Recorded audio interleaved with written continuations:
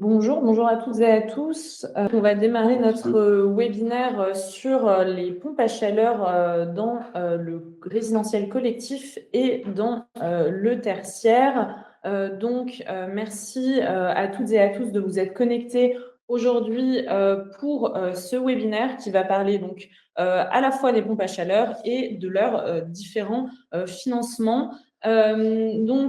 Aujourd'hui, pour réaliser cette présentation, Maxime, qui est responsable de partenariat C2E chez ACE Énergie et qui est en particulier spécialisé dans le tertiaire et le résidentiel collectif et qui va nous expliquer un petit peu tous les avantages, mais aussi les contraintes techniques pour l'installation d'une pompe à chaleur dans le résidentiel collectif ou dans le tertiaire, et moi-même qui suis responsable des affaires publiques chez ACE Énergie. Et donc, je vais faire un petit point sur la réglementation, puisque la réglementation évolue au 1er janvier 2026 pour les pompes à chaleur collectives. Et donc, il va y avoir de nouvelles primes avec différentes bonifications, donc x3, x4 ou x5, qui vont arriver là dès le mois de janvier. Et donc, l'idée de ce webinaire, c'était aussi un petit peu de pouvoir vous donner des clés de compréhension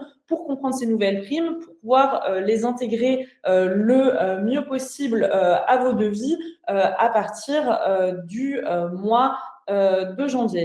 Pour celles et ceux qui ne nous connaissent pas encore, ACE Énergie, on est spécialiste à la fois du conseil et du financement de l'efficacité énergétique. Donc, sur notre offre financement, on va faire du financement via l'intermédiaire des certificats d'économie d'énergie. Donc, on est délégataire C2E depuis 2020 et on va vous permettre donc de pouvoir bénéficier des primes pour la rénovation énergétique.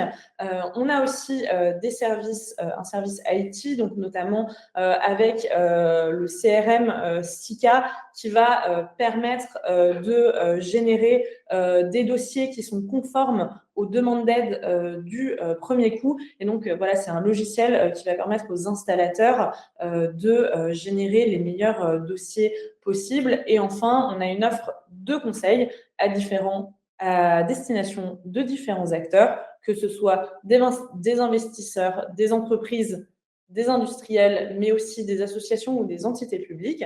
On a par exemple réalisé récemment l'étude dont vous avez peut-être entendu parler du GPC2E sur les bénéfices et les co-bénéfices du dispositif des C2E. Donc voilà, c'est ACE Énergie qui a réalisé cette étude pour le groupement. Donc voilà, ça c'est notre offre de conseil, mais dont on ne parlera pas plus que ça aujourd'hui. Comme vous voyez, vous avez aussi un petit onglet questions sur le côté dans lequel voilà, vous pouvez nous poser des questions. On les prendra soit au fur et à mesure de la présentation, soit à la fin de la présentation. Donc voilà, n'hésitez pas à les mettre par écrit, même si on ne les prend pas tout de suite, on les prendra à la fin. Et donc, je laisse maintenant la parole à Maxime, notre expert C2E et sur la pompe à chaleur. Bonjour à tous, pour ceux qui n'étaient pas là au tout début. Donc avant de rentrer dans le détail des fiches C2E, on va prendre un petit pas de recul, on va regarder un petit peu les bénéfices que les clients finaux peuvent avoir pour remplacer un système de chauffage et passer sur de la pompe à chaleur. Donc le premier bénéfice qui est assez évident, ça va être le gain énergétique, parce qu'avec avec les efficacités énergétiques aujourd'hui sur les pompes à chaleur, on peut atteindre 20-30% de gains énergétiques. Sur la facture d'énergie, ça va dépendre un peu plus des prix de l'énergie, mais globalement, passer de gaz à fuel pour une pompe à chaleur, il va y avoir un gain énergétique, c'est important. Un autre bénéfice qui est lié, ça va être la décarbonation. Donc ça, surtout pour des gros acteurs en tertiaire, par exemple, qui ont des crébacs, des obligations de se décarboner. C'est un point important à mettre en avant. Autre sujet, je fais un petit rappel parce que en fait, en fin d'année 2024, au 31 janvier 2024, il y a eu la fin des primes C2E pour les chaudières gaz collectives. Donc avant, on avait des montants de primes qui pouvaient être de 10, 20, 30 000 euros pour des chaudières collectives, que ce soit en résidentiel ou en tertiaire. Depuis le début de l'année 2025, c'est fini ces primes. Donc ça, c'est un autre aussi avantage à passer sur de la pompe à chaleur, c'est qu'on va aller chercher des primes C2E et l'alternative chaudière gaz, elle est forcément payante à 100% pour les clients finaux, il n'y a pas d'aide du tout. Le dernier bénéfice, c'est la valorisation patrimoniale sur les projets pompe à chaleur qu'ACE Énergie a valorisé, notamment sur de la réno globale. On a pu voir que la pompe à chaleur, ça entraîne un gain d'étiquette énergétique. Ça peut être de une notation, voire deux notations, uniquement la mise en place de la pompe à chaleur. Donc, on va passer par exemple d'un logement étiquette E à étiquette D, par exemple, directement. Donc, ça, c'est un énorme avantage sur de la copro, de ne pas remplacer du gaz pour gaz uniquement. Maintenant, on va juste revenir sur les différentes contraintes qu'on peut associer sur la PAC. Parce qu'en fait, la pompe à chaleur, elle s'est vachement développée en maison individuelle, ça je pense que vous le savez tous. Mais en collectif, en tertiaire, ça peine un peu à décoller. Il y a plusieurs raisons à cela. La première raison, ça peut être une crainte des bénéficiaires sur la fourniture de chaleur, en fait, parce qu'ils se disent souvent que le gaz, ça chauffe bien. La pompe à chaleur, ça va avoir du mal à chauffer le bâtiment. Donc aujourd'hui, il y a des réponses techniques. Les fabricants, ils proposent des gammes qui sont quand même qui répondent aux attentes des clients. Ça peut être aussi vu comme des contraintes administratives parce que remplacer du gaz pour gaz, c'est facile. C'est un devis relativement simple à mettre en œuvre. Sur de la pompe à chaleur, ça va être des projets un peu plus complexes qui vont être plus ambitieux. Donc ça peut faire peur un petit peu. Sur les contraintes spatiales, donc ça, en chaufferie, on n'a pas forcément toujours la place de mettre une pompe à chaleur avec une unité notamment extérieure. Donc évidemment, il y aura des cas où il y a toute une partie du marché qui ne va pas pouvoir être touchée. Et les contraintes sonores aussi associées, même si aujourd'hui les niveaux de bruit sont quand même plus acceptables sur les dernières références. Donc sur les conditions d'éligibilité, donc on va s'intéresser surtout sur la PAC RO, ça va être la plus diffusée à notre sens, parce que les PAC OO, c'est des projets un peu plus ambitieux, mais on peut en parler quand même néanmoins. Là, sur cette présentation, on a choisi d'axer sur la PAC RO. Donc sur la PAC RO, premier point, c'est des fiches C2E qui sont simples à mettre en œuvre, que ce soit en résidentiel ou en tertiaire. On n'a pas d'audit DPE, des choses comme ça. Il y a juste une note de dimensionnement qui peut être faite par un professionnel directement ou par l'installateur. Donc, comme en maison individuelle, c'est une note de dimensionnement qui va devoir calculer les déperditions de chaleur par rapport à la température de base. En résidentiel, évidemment, il faut que l'installateur soit RGE sur la pompe à chaleur. En tertiaire, ce n'est pas une obligation. Et après, on a différentes efficacités énergétiques qu'on doit respecter pour pouvoir bénéficier des aides. Donc, c'est relativement simple au niveau des conditions. Donc, on va passer sur les études de cas. Avant ça, on va juste faire un petit rappel sur notre accompagnement C2E sur des projets donc B2B, tertiaire, résidentiel, collectif. Nous, ACE, on a une approche assez sur mesure sur ces projets-là. Donc, en fait, on va recevoir une demande de votre part par mail avec un maximum d'éléments, l'adresse des travaux, les puissances prévues, etc. Et nous, notre travail, ça va être de chiffrer une ou plusieurs variantes de rénovation de chaufferie. Donc, on va essayer de trouver un peu l'optimum entre est-ce qu'on va vouloir mettre du gaz en appoint ou pas, est-ce que la PAC RO, c'est plus adapté que la OO par rapport aux primes, etc. On va essayer de vous aiguiller là-dessus. Une fois qu'on a choisi notre scénario de rénovation, donc là, vous allez faire l'offre à votre client. Et nous, donc on va soit signer une convention avec le bénéficiaire final pour lui verser la prime, soit ce sera avec vous, l'installateur, pour une déduction sur devis directement. Et ensuite, c'est assez classique pour un dossier C2E. Nous, on va accompagner les parties prenantes pour compléter les différentes pièces documentaires. On va organiser le contrôle COFRAC en fin de chantier. Et ensuite, il faut compter en gros 15 jours après fin de travaux et réception du contrôle COFRAC pour être réglé. Donc voilà, il n'y a pas de COFRAC avant travaux, il y a juste un COFRAC après travaux qui sera prévu. Donc cette slide-là, elle est importante, c'est sur les ordres de grandeur de primes. C'est pour vous montrer un peu que la PAC, en 2026, il va vraiment y avoir des primes qui sont conséquentes. Donc pour ne pas vous assommer de données, je vous ai donné 2 cas clients. Le premier cas à gauche, c'est en résidentiel collectif. On est sur un immeuble de 50 logements en zone H1, donc c'est par exemple en région parisienne. Et on va venir le remplacer du gaz pour de la pompe à chaleur avec une efficacité de 152%. Donc sur un projet comme ça, pour 50 logements, on est quasiment à 200 000 euros de prime. Donc je vous dis, pour du gaz, on est à 0 euros de prime.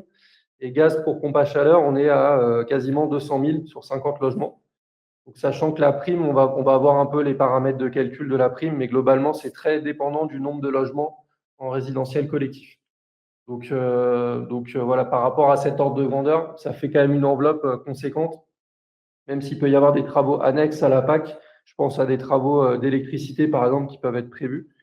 Donc, mais on est quand même sur des niveaux de couverture qui vont être entre 70 et 100%, quoi, à peu près.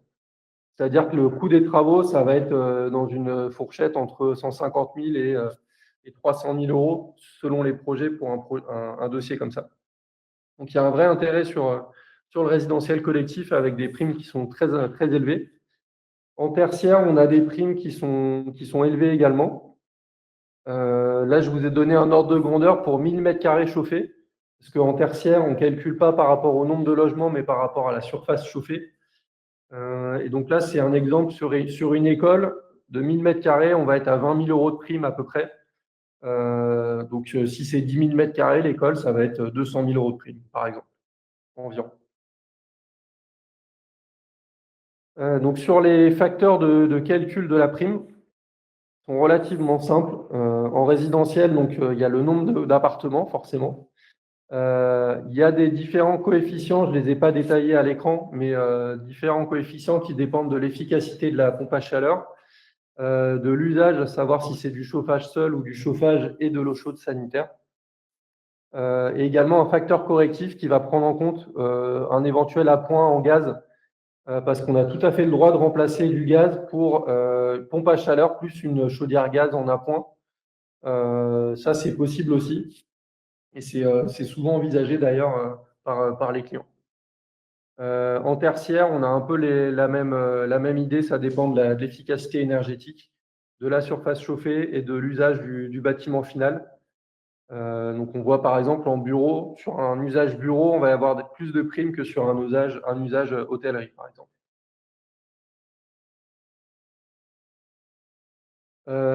Et enfin, je vous ai fait une slide sur les autres types de pompes à chaleur. Donc vous avez les noms des fiches C2E à l'écran. Il y a des C2E en fait sur les pompes à chaleur OO qui vont être accolés ou non à un système géothermique. Un système géothermique, c'est quoi? C'est du forage de environ 200 à 300 mètres de fond. Ça va permettre de capter des calories en profondeur. Et après, avec une pompe à chaleur OO, on va venir rehausser la température. Ces systèmes-là, il y a un bonus x5 aujourd'hui en 2026 sur les C2E. Et donc, pareil, on s'attend à avoir des projets qui vont être très, très bien financés par les C2E. Néanmoins, les systèmes géothermiques, c'est quand même plus complexe. Il y a des études RGE qui doivent être faites. Donc, c'est des projets qui sont plus ambitieux, mais il peut y avoir un intérêt de regarder ces éléments. Donc voilà, moi j'en ai fini sur le gros du sujet. Après, de toute façon, sur la suite à donner, vous aurez mon contact. Donc si vous voulez me consulter pour des demandes par mail afin qu'on chiffre les primes et qu'on étudie différents scénarios de rénovation, bah, ce sera avec plaisir, évidemment. En tout cas, j'espère que cette présentation elle vous a déjà donné un intérêt pour étudier ces opérations l'année prochaine. Donc, je vous laisse poser des questions si vous en avez. Merci beaucoup, Maxime. Donc, une question qui est revenue plusieurs fois déjà d'ordre un petit peu pratique, c'était de savoir si nous allons envoyer les slides du webinaire. Donc, voilà, si vous les souhaitez, il n'y a pas de problème, on pourra vous les envoyer à posteriori. Donc, une question qui nous avait été posée au début était de savoir, donc c'est si on doit procéder au remplacement d'une chaufferie au gaz ou au fioul, est-il possible de mettre une installation nouvelle sans remplacement? Alors, il faudra bien qu'il y ait des preuves de dépose de chaudière, ça c'est obligatoire. Donc, sur une chaudière fioul ou gaz existante, on est obligé de la déposer. Nous, on demandera des photos avant travaux de la chaufferie et on demandera des photos après travaux. Par contre, vous avez le droit de mettre encore une fois du gaz en parallèle et ça c'est autorisé par la fiche. Une autre question, c'est de savoir quelle est la puissance maximale d'une PAC pour le tertiaire. Alors, les pompes à chaleur, aujourd'hui, les gros fabricants de packs collectifs tertiaires, je pense à Daikin, à Tran, ce genre de fabricants, ils sont capables de faire des. Alors, ça ressemble à un groupe froid, en fait, hein, les pompes à chaleur. Ça peut être sur des puissances de 200, 300 kilowatts. Sur des petits projets en résidentiel collectif, par exemple, il y a pas mal d'installateurs qui vont plutôt faire des cascades de pompes à chaleur, c'est-à-dire mettre une, deux, trois pompes à chaleur de 16 kilowatts, par exemple, en parallèle. Ça, c'est aussi possible. Donc, encore une fois, nous, on peut regarder après chaque demande et éventuellement, s'il y a besoin de trouver un fabricant ou une référence de matériel, on pourra essayer de vous aiguiller. Merci Maxime. La question suivante, c'est de savoir comment fait-on pour les SCI? Est-ce qu'elles sont Oui, éligibles à ces primes? Et tout à si fait. oui, comment ça marche? Le résidentiel collectif, c'est assez large comme secteur. C'est-à-dire que ça peut toucher évidemment les copropriétés gérées par des syndics, mais ça va aussi toucher les bailleurs sociaux, les résidences étudiantes, les SCI, donc que ce soit en SCI ou monopropriétaire. Donc le marché, il est assez grand. Nous, il faut qu'on puisse prouver quand c'est une SCI ou un monopropriétaire qu'il y ait bien au moins 3 logements distincts. C'est le minimum qui est demandé par la réglementation pour attester d'un logement collectif. Merci beaucoup Maxime. La question d'après, c'est de savoir, est-ce que ACE Énergie propose le CPE? Donc la réponse c'est oui, mais est-ce que tu peux peut-être expliquer ce qu'est un CPE, Oui. donc contrat de performance énergétique, pour les personnes qui ne le savent pas parmi notre auditoire? Alors les CPE, effectivement, ça peut être étudié plutôt sur des gros projets parce qu'on va pouvoir aller chercher des bonifications par rapport à un engagement de performance par rapport à une situation donnée. Donc c'est une démarche qui est assez lourde parce qu'il y a des audits avant travaux. Il y a plusieurs étapes de prévalidation. Donc généralement, c'est associé à des gros projets de rénovation. Et au niveau de l'articulation des bonifications CPE et bonifications coup de pouce pour l'année prochaine, ça, on n'a pas encore les textes officiels, c'est-à-dire qu'aujourd'hui, le x3, x4 ou x5 en dépose de gaz en pompe à chaleur, je ne suis pas sûr qu'il soit cumulable avec du CPE l'année prochaine. Ça, on regardera dans le détail, on n'a pas encore les textes à ce sujet. En tout cas, les CPE, nous, ACE Énergie, on en a valorisé que 4, je pense, dans l'histoire d'ACE. Donc, c'est pour vous donner une idée que c'est quand même une démarche qui est assez lourde, mais on peut regarder quand même si ça vaut le coup. Merci Maxime. On nous demande s'il y a un audit énergétique obligatoire avant travaux. Donc ça, il me semble que tu as répondu au début, mais peut-être que tu peux repréciser. Alors, sur les pompes à chaleur, donc la note de dimensionnement, elle peut bien être faite par l'installateur, comme en B2C, en fait, comme en maison individuelle. Après, évidemment, vous avez le droit de faire ces notes de dimensionnement par un bureau d'études, si c'est le souhait de votre client ou si vous souhaitez être accompagné par un bureau. Nous, à CE Énergie, on n'a pas vocation à regarder forcément le détail de ces notes. Après, on a des points de contrôle. On est capable de dire si la note de dimensionnement elle tient la route techniquement et qu'elle est, elle est conforme aux exigences des C2E. Mais voilà, après, on vous laisse plutôt faire ces notes directement. Merci beaucoup. On nous demande aussi si on peut faire des installations en cascade afin Oui. d'atteindre les puissances. Tout à fait. Donc, c'est ce que je disais sur des petits immeubles, entre guillemets. On peut mettre tout à fait une, deux, trois ou quatre pompes à chaleur en cascade. Il n'y a pas de problème. Euh, on revient rapidement sur la note de dimensionnement. On nous demande si nous, on réalise les notes de dimensionnement. Du coup, non. Aujourd'hui, non, mais on peut. Ça va être notre travail au moment du chiffrage. On va essayer d'étudier différentes solutions et étudier votre note de dimensionnement. Le but, ça va être quand même de la prévalider avant la signature du devis. Comme ça, on est sûr derrière de la prime qu'on va toucher. Merci. On avait une question sur la prime pour la barre TH 163. Donc, je pense que c'était dans l'exemple que nous avions ici. Y a-t-il une bonification sur quelle base de prix QMAC vous êtes-vous basé pour estimer la prix à 20K? Alors, je pourrais vous donner le détail. On est parti sur un prix à 8 euros, je crois, du mégawattheure QMAC. Et après, sur le détail du calcul, bah, je pourrais vous le donner par mail si vous m'envoyez un mail, si vous souhaitez. Là, je ne vais pas pouvoir avoir le temps de vous montrer le détail, mais je me suis basé sur la fiche C2E, en tout cas BATTH 163, et j'ai appliqué un bonus x3 à la fin pour calculer les QMAC.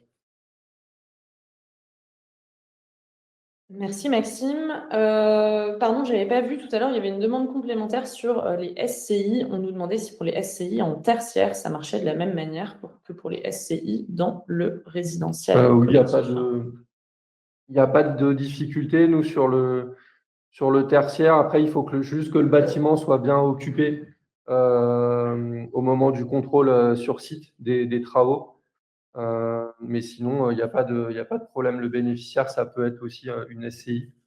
Mais ça, de toute façon, on regardera demande par demande pour vérifier aussi le secteur du bâtiment pour être sûr de nous.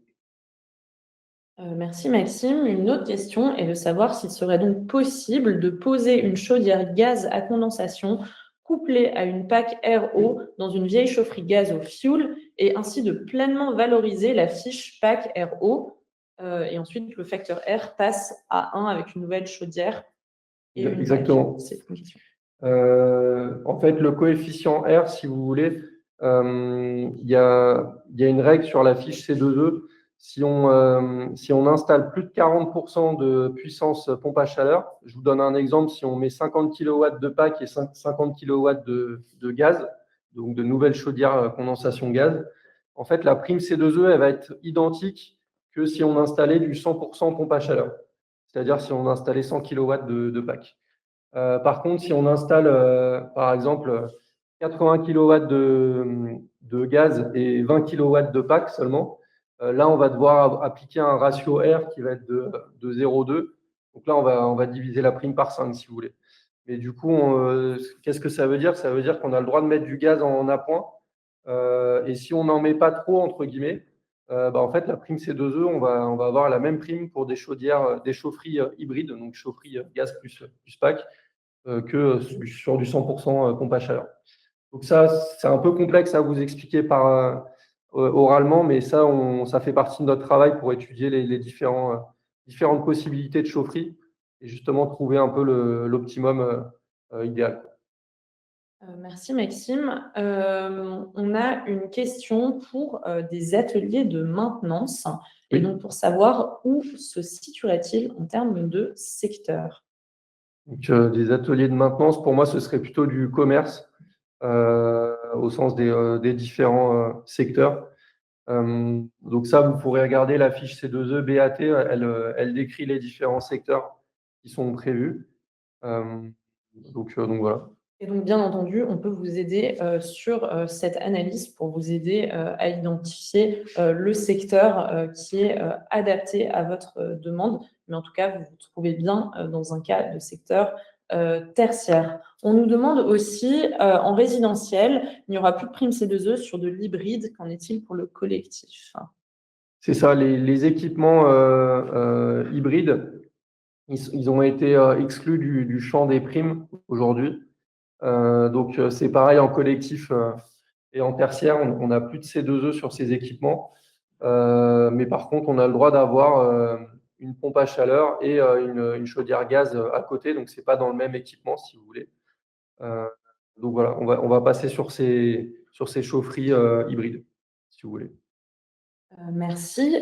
Pour les syndics, est-ce que les travaux doivent être soumis aux assemblées générales? Sur les syndics, oui, ça fait partie, nous, quand il y a un syndic de copro, on demande le PV d'AG, donc qui valide en fait la décision d'investissement. Ça fait partie des pièces du dossier qu'on demande. Donc effectivement, c'est des travaux qui sont quand même conséquents et qui doivent effectivement être validés en assemblée générale. En parlant de documents, on nous demande un peu quels sont les documents qui seront demandés pour le dossier C2E. Donc ça, j'imagine que la liste détaillée, de toute façon, toi, Maxime, tu l'envoies à nos partenaires quand ils en ont, voilà, quand ils veulent réaliser un projet. Est-ce que tu peux donner un petit peu des idées du type de documents qui sont demandés? Donc les documents, c'est assez standard. Il y a la note de dimensionnement qu'on va regarder au début, le devis, la facture en fin de travaux, l'attestation sur l'honneur. Donc ça, c'est vraiment du standard. Et après, il y a le rapport de COFRAC en fin de chantier et des rapports photos qu'on demande sur site. Donc une preuve de la dépose chaudière. Et en fin de travaux, des photos un peu comme en B2C, donc photos de la pompe à chaleur installée, de la plaque signalétique de la pompe à chaleur. Voilà, donc il y a pas grand-chose de très compliqué. Il y a juste sur les systèmes géothermiques où il y a des études complémentaires qui sont demandées avec des professionnels bureaux d'études qualifiés, mais c'est que pour les systèmes géothermiques. Pour la PAC Aero, il n'y a pas cette contrainte. Merci Maxime. On nous demande aussi, donc c'était en réaction tout à l'heure à la question des CPE, donc les contrats de performance énergétique. La question est de savoir qui s'engage sur la performance. Est-ce que c'est la société qui réalise l'installation ou est-ce que c'est ACE Énergie en tant que délégataire C2E? Alors, ouais, l'engagement, généralement, c'est bien l'installateur qui va prendre cet engagement de réduction.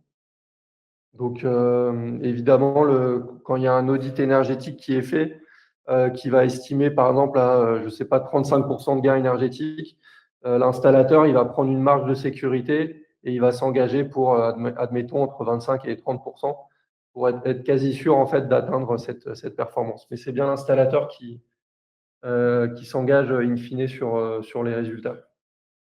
Merci Maxime. On nous demande aussi sous quel délai intervient le COFRAC après les travaux. Donc le COFRAC, c'est le bureau de contrôle externe qui va venir réaliser un contrôle sur site à la suite des travaux. Et donc c'est mandaté par le demandeur, donc c'est-à-dire c'est mandaté par ACE Énergie. Et donc sous quel délai est-ce qu'ils interviennent chez nous? Donc nous, sur ces opérations B2B, on a un processus qu'on applique déjà pour les opérations, par exemple, de déstratification, de calorifugage ou de matelas isolant. Ce processus, c'est qu'on a un formulaire en ligne où vous pouvez commander un contrôle COFRAC dès que vous avez la facture de fin de travaux. Donc, ça permet de déclencher la demande rapidement. Et ensuite, les délais d'intervention, souvent, on est entre 3 semaines et 1 mois maximum, le temps de planifier la visite, que l'inspecteur se déplace et édite son rapport. Généralement, on est sur du 3 semaines, voire 1 mois si c'est un peu long. Merci Maxime. On nous demande aussi si on remplace une chaudière à condensation à gaz par une PAC RO, est-ce qu'on peut bénéficier de la prime? Tout à fait. Il n'y a pas de contrainte chaudière condensation ou hors condensation. Peu importe. Tant que c'est du gaz, on a le droit de bénéficier du coup de pouce. Une autre question qui nous est posée, c'est donc sur la 6e période des C2E qui va donc démarrer au 1er janvier 2026. Les pouvoirs publics ont annoncé vouloir mettre fin aux travaux à 1 euro ou 0 euro. Est-ce que sur ces fiches, les fiches que tu présentais tout à l'heure, les installateurs pourront tout de même proposer des devis avec un reste à charge très faible? Alors oui, effectivement, la volonté de l'administration, c'est de limiter ces effets d'aubaine là. Après, il y a des éléments que l'administration ne maîtrise pas. C'est par exemple le prix C2E. On sait que sur le B2C, le prix du C2E, de la précarité notamment, il a explosé ces derniers mois. On est sur des niveaux à 12 euros, voire 13 euros. Et du coup, c'est ça aussi qui explique qu'il y a il y a beaucoup de primes aujourd'hui sur du B2C pour les ménages précaires. Sur le collectif tertiaire, je pense que ce sera moins vrai quand même. Et de toute façon, il y a besoin de ces aides-là pour déclencher des décisions de travaux, parce que sinon, les clients, ils vont rester sur du gaz, sur du remplacement simple, en fait. Voilà, donc je pense que l'administration, ils ont quand même voulu maintenir des niveaux de bonification. Ils ont fait exprès, en fait, de mettre quand même des coefficients de prime qui sont vraiment revalorisés parce qu'ils ont vu qu'en collectif et en tertiaire, aujourd'hui, le compte n'y est pas. C'est-à-dire qu'il n'y a pas assez de transition vers de la pompe à chaleur. Donc voilà, pour l'instant, évidemment, il y aura le droit de faire, si la prime elle couvre à 100% les travaux, bien évidemment, il y aura le droit de faire des devis factures avec aucun reste à charge. Ça, ce sera autorisé. On nous repose une question sur donc, les systèmes hybrides. Oui, Donc, est-ce que le coup de pouce reste valable même en cas d'installation hybride ou est-ce que ça freine le coup de pouce? Donc, on a bien dit qu'on ne pouvait pas avoir une PAC hybride. Par c'est contre, ça. si on a une pompe à chaleur d'un côté et qu'on garde une chaudière gaz à Donc, côté, on remplace le on gaz, a mais par une quoi? nouvelle. Il faut remplacer le gaz existant par une nouvelle chaudière. Mais ça, on a le droit de le faire. Ouais. Et donc, dans ce cas-là, est-ce qu'on peut tout de même bénéficier de la bonification ou Oui, pas? oui, c'est ça. Merci beaucoup.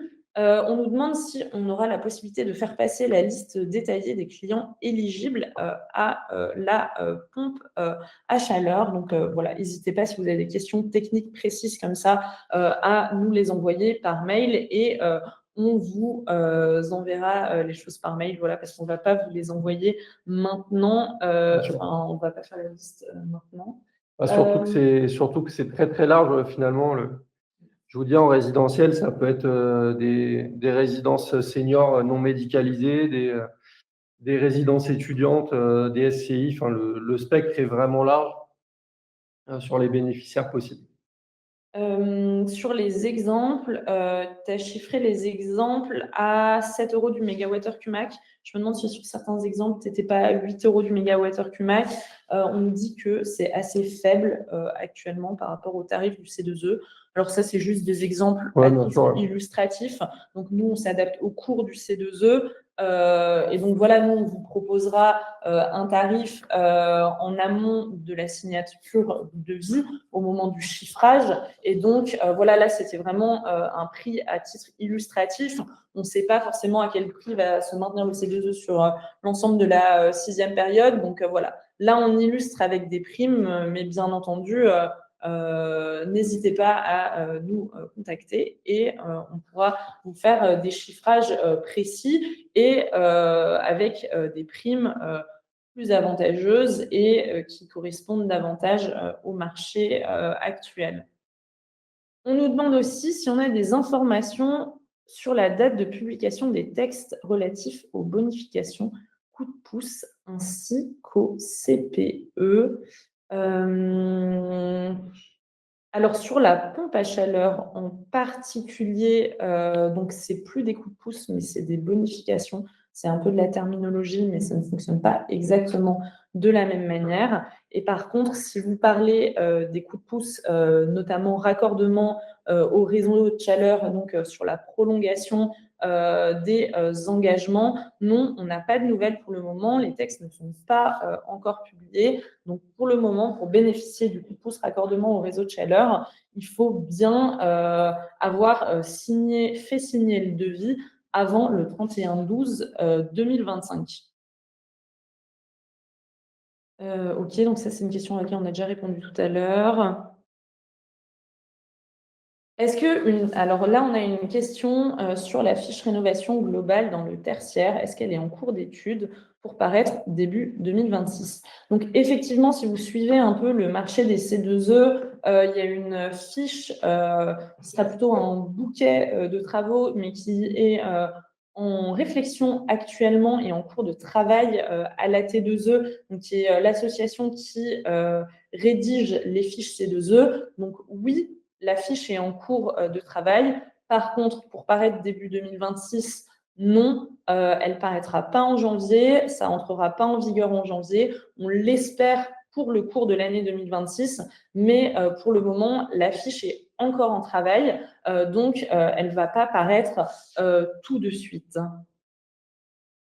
Une petite question sur la sous-traitance et les labels RGE. On nous demande, est-ce qu'on peut sous-traiter une partie des travaux à une entreprise RGE comme c'est possible actuellement sur la fiche BAR TH 171, qui est donc la pompe à chaleur dans le résidentiel individuel? Bon, c'est exactement les mêmes règles.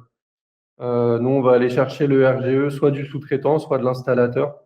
Mais en résidentiel, voilà, c'est les mêmes règles qu'en Barthage 171. Merci. Sur les secteurs, on me demande si le secteur agricole entre dans l'une de ces catégories. Non, pour non. ma connaissance, non. Donc non, le secteur agricole, c'est un secteur à part qui répond à ses propres réglementations et ses propres fiches. Donc voilà, on nous demande aussi des éléments sur la future fiche tertiaire. Donc je pense que c'était la même question sur la rénovation d'ampleur ou globale dans le tertiaire. Donc voilà, le travail est en cours et ça va arriver, mais plutôt courant 2026 et pas tout de suite pour le début de l'année.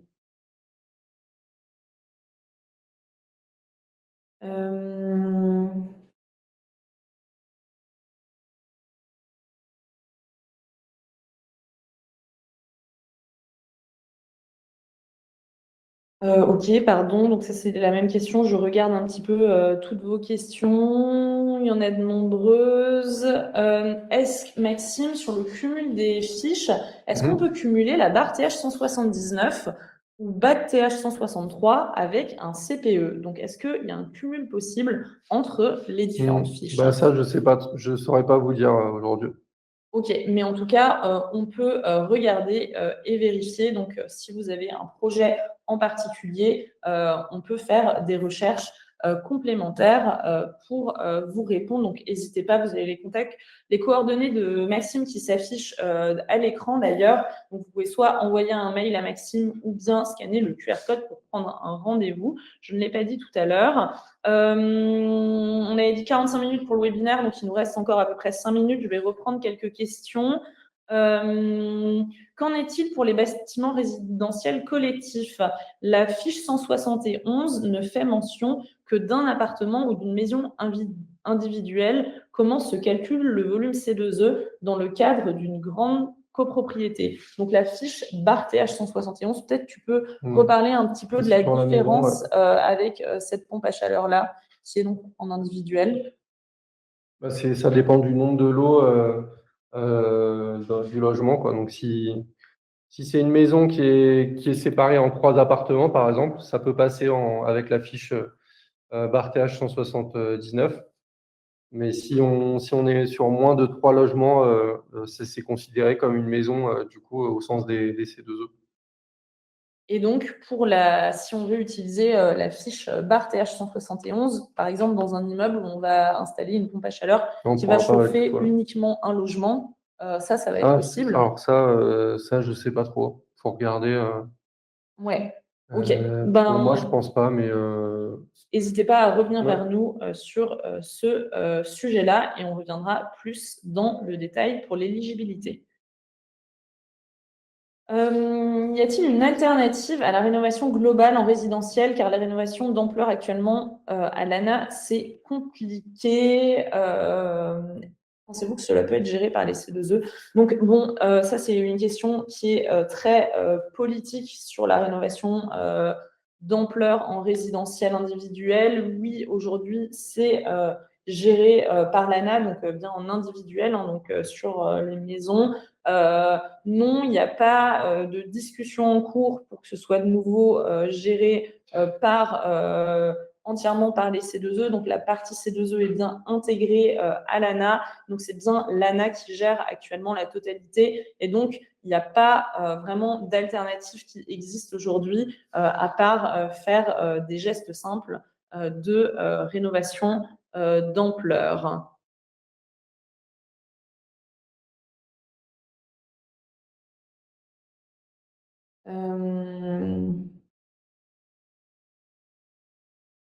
Ok, je regarde s'il y a d'autres questions. je pense qu'on a fait on a fait le tour de la majorité des questions. On nous pose encore des questions sur la pompe à chaleur individuelle, même si ce n'était pas le thème du webinaire.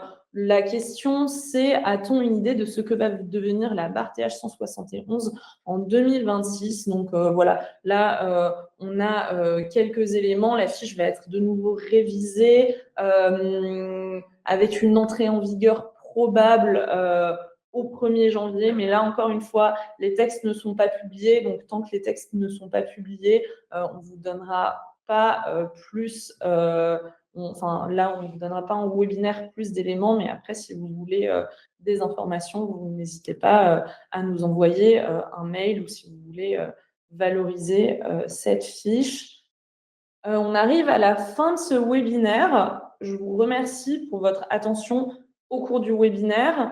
Merci pour toutes vos questions qui ont été vraiment nombreuses et qui ont permis de dynamiser ce webinaire et cette partie questions-réponses. On reste disponible par mail si vous avez, ou par téléphone si vous avez des questions complémentaires. Donc voilà, n'hésitez pas maintenant à noter le numéro de téléphone, l'adresse mail de Maxime et ou à scanner le QR code pour pouvoir prendre un rendez-vous.